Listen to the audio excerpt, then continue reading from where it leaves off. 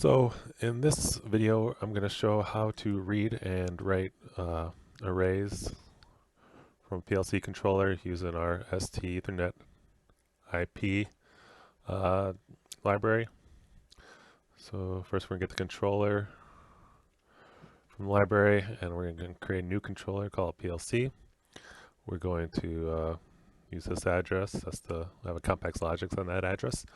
And so next we're going to use there's a tag called mixer speeds, which is an array.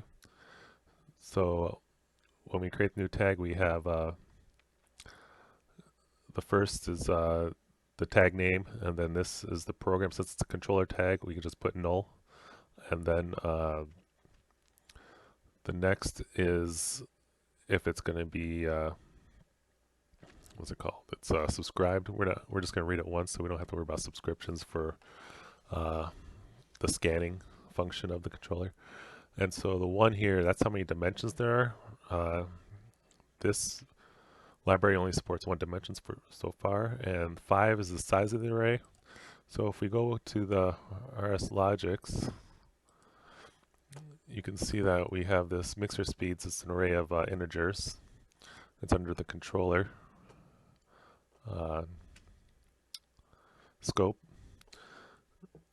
And then also we have this recipes, which is an array of recipes, which is a UDT type that I made, and the UDT just has like a string for a recipe name, a real number for mixer speed, and mix time as a integer.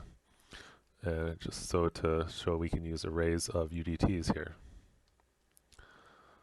So back to the code here.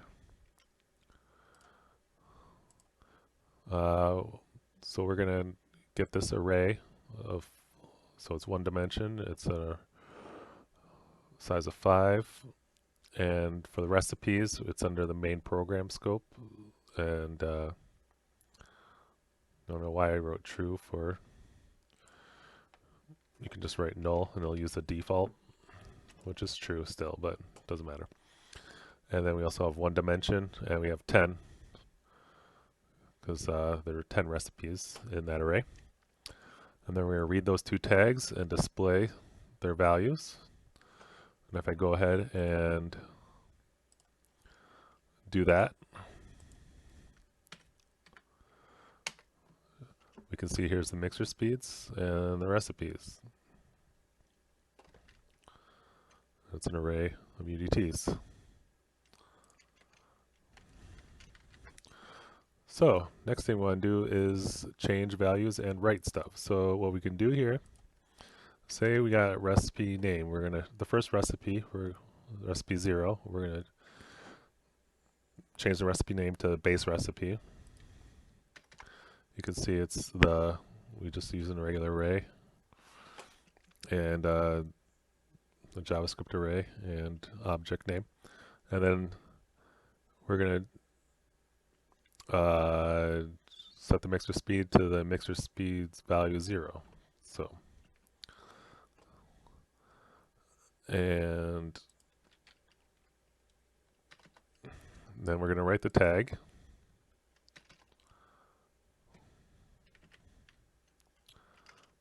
And what we're going to do down here is then we got recipe 1, the next recipe. We're going to take the base recipe that we had and copy all of it over. And since we don't want to reference the object to there, we basically do a shallow copy of the object and set it equal to the value, or else we'll change both recipe values to the same thing, because it'll be the same object then. So say we want to change that recipe name to a string here. And then we could change the mixer speed here to one of the mixer speeds from the array of mixer speeds. You know, just an example of what you can do with some basic recipe functions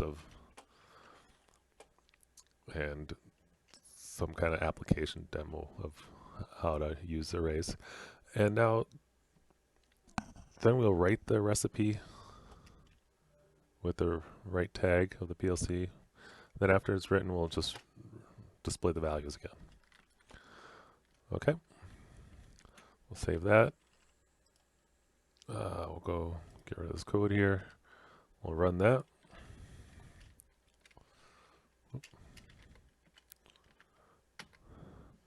And now you can see what new recipes are. If you look up on the Rslogix, you can see the values have changed too. And that's all there is to it. Using arrays and UDTs and Rslogix controllers. Thanks for watching.